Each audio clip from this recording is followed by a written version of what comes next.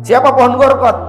Mingkem, diam, tidak mau cerita Palestina, tidak mau menunjukkan kebobrokan Yahudi, tidak mau menunjukkan kejahatan Yahudi, tidak mau menceritakan kepada dunia tentang jahatnya, culasnya, liciknya, curangnya Yahudi. Kenapa di akhir zaman batu berbicara, tembok berbicara, pohon berbicara? Ya, karena umat Islam sudah tidak ada yang mau berbicara. Kalau kemudian kita bertanya, bagaimana nasib Palestina? Nasib Palestina akhir zaman adalah kemenangan. Kenapa? Dalam ayat 104 Allah mengatakan, fa idza jaa wa'dul akhirah. Ini orang-orang Yahudi akan dihukum Allah. Hukumannya tadi ya, satu, mereka akan dipermalukan. Dua, Al-Aqsa akan kembali kepada umat Islam. Yang ketiga, mereka dihancurkan tanpa tersisa. Dan itu menjadi nubuat Rasulullah ketika menyebutkan bahwa nanti batu-batu akan berbicara, ya, tembok-tembok akan berbicara, pohon-pohon akan berbicara, dan mereka mengatakan, ya Muslim, hadal Yahud faktulu. Ya, tapi untuk tafsir hadis ini ada yang ngeri, Pak. Ya, ada ulama yang mengatakan, kenapa di akhir zaman batu berbicara, tembok berbicara, pohon berbicara? Ya, karena umat Islam sudah nggak ada yang mau berbicara. Maka batu, tembok, pohon akan berbicara. Dan ada satu pohon yang nggak mau bicara, yaitu pohon Gorkot. Fa innahu min sajaratil Yahud. Maka salah satu pesan akhir zaman adalah jangan jadi pohon Gorkot. Siapa pohon Gorkot? Mingkem, diam, tidak mau cerita Palestina, tidak mau menunjukkan kebobrokan Yahudi, tidak mau menunjukkan kejahatan Yahudi, tidak mau menceritakan kepada dunia tentang jahatnya, culasnya, liciknya, curangnya Yahudi. Ya, diam saja, menyembunyikan itu, nutup-nutupi, bahkan mempromosikan Yahudi. Wal iyazbillah. Ya, Bapak Ibu dari mati Allah, maka pada ayat 104 Allah berfirman, fa idza jaa wa'dul akhirah. Apabila hukuman yang kedua akan Allah berlakukan, jikna bikum lafifa. Kami akan kumpulkan kalian dari seluruh dunia, kumpul di Palestina, bercampur dengan musuh-musuh kalian. Maka mungkin kita sedih dengan apa yang terjadi di Gaza. Orang-orang Zionis berbondong-bondong datang ke Palestina, tapi sebenarnya itu isyarat tentang dekatnya kehancuran mereka. Jemaah Bapak Ibu yang dirahmati Allah, maka di dalam Taurat atau Bible mereka sendiri, mereka percaya dengan yang namanya hari penggilingan anggur. Anggur itu apa? Anggur itu yang dimaksud adalah orang Yahudi. Orang Yahudi diumpamakan seperti anggur yang dibabati, ya, kemudian dimasukkan dalam mesin penggilingan. Maka kenapa orang-orang Israel ada yang tidak setuju dengan berdirinya negara Zionis? Maaf, orang-orang Yahudi ortodok, kenapa nggak setuju?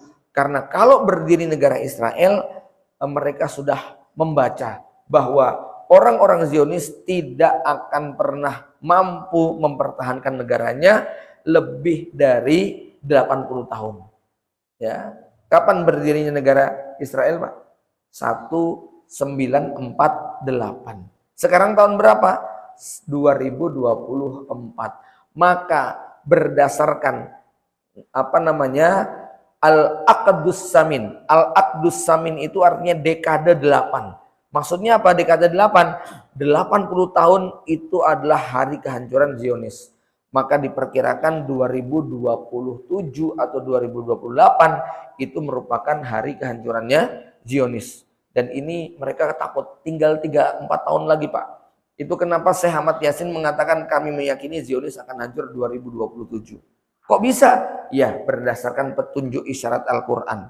Dari mana itu? Tentang arba'una sanah, ya, di mana apa orang-orang Yahudi waktu itu, orang-orang Bani Israel bersama Nabi Musa muter-muter 40 tahun di padang Tih, nggak bisa keluar. Lalu generasi ini mati, meninggal dunia, diganti dengan generasi yang baru.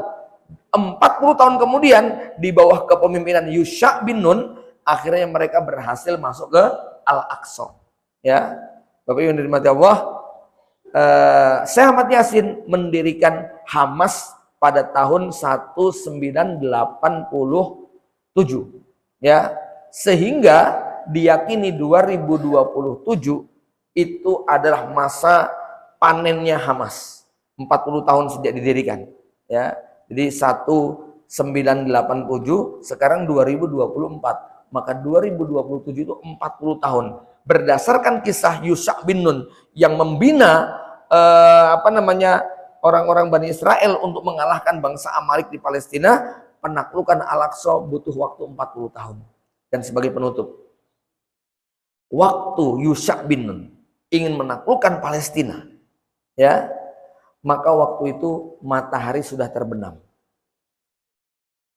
Lalu Yusha bin Nun berdoa kepada Allah, ya Allah, tahanlah matahari ini. Sebab kalau sampai matahari terbenam, nanti peperangan berhenti, musuh menyiapkan kekuatan, mulai perang besok pagi lagi, maka ini akan memberatkan. Maka Yusha berdoa supaya matahari di stop, dan matahari berhenti, Pak. Sampai kemudian bangsa Amalek ini berhasil dikalahkan oleh Yusha bin Nun, dan akhirnya mereka kemudian malam itu bisa masuk ke Masjidil Aqsa, kembali menguasai Palestina. Ada pertanyaan, yaitu ketika kisah ini kita sampaikan kepada seorang ahli astronomi di Solo, mungkin nggak matahari itu di stop, gitu loh, ya? Oh, nggak mungkin, masa matahari di stop, hancur dunia, begitu kan, ya?